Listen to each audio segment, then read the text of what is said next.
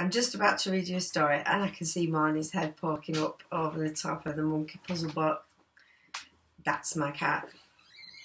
Okay, chapter 2, as promised, of Roald Dahl's George's Marvellous Medicine.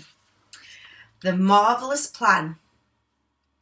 George sat himself down at the table in the kitchen. He was shaking a little. Oh, how he hated Grandma. He really hated that horrid old witchy woman. And all of a sudden, he had a tremendous urge to do something about her.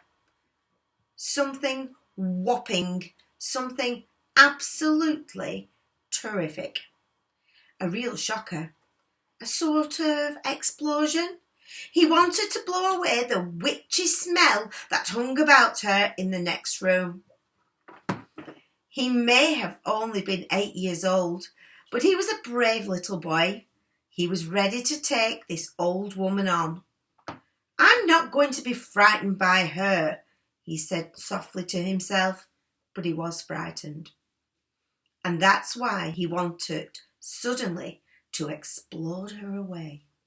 Well, not quite away, but he did want to shake the old woman up a bit. Very well then, what should it be, this whopping, terrific, exploding shocker for Grandma? He would have liked to put a firework banger under her chair, but he didn't even have one.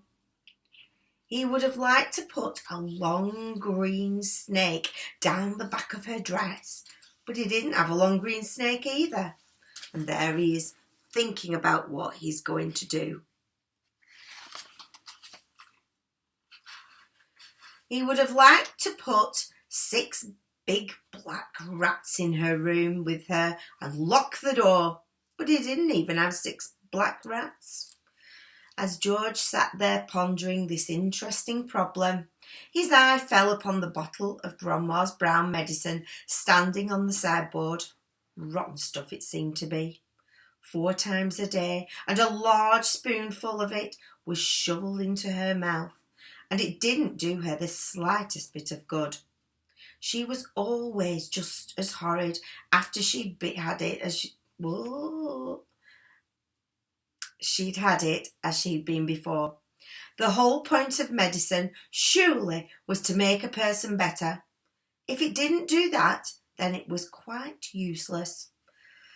So ho, thought George.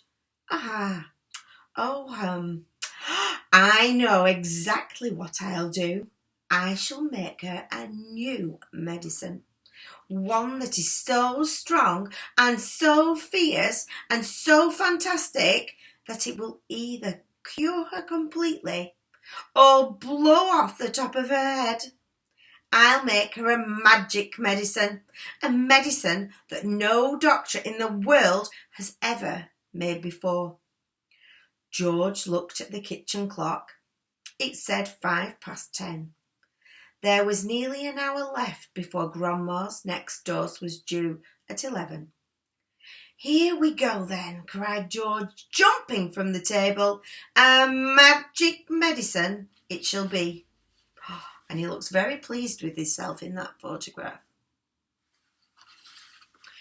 So give me a bug and a jumping flea, give me 2 snails and lizards 3, a shiny, slimy squiggler from the sea, and a poisonous sting of a bumblebee, and the juice from the fruit of a jujube tree, and the powdered bone of a wombat's knee, and 100 other things as well, each with a rather nasty smell.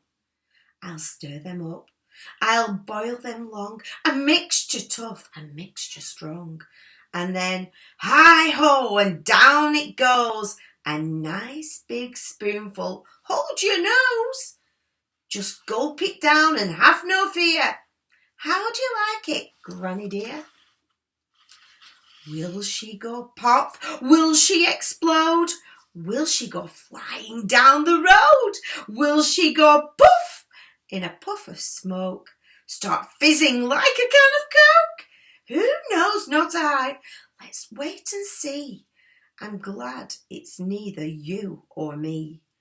Oh, Grandma, if you only knew what I've got in store for you.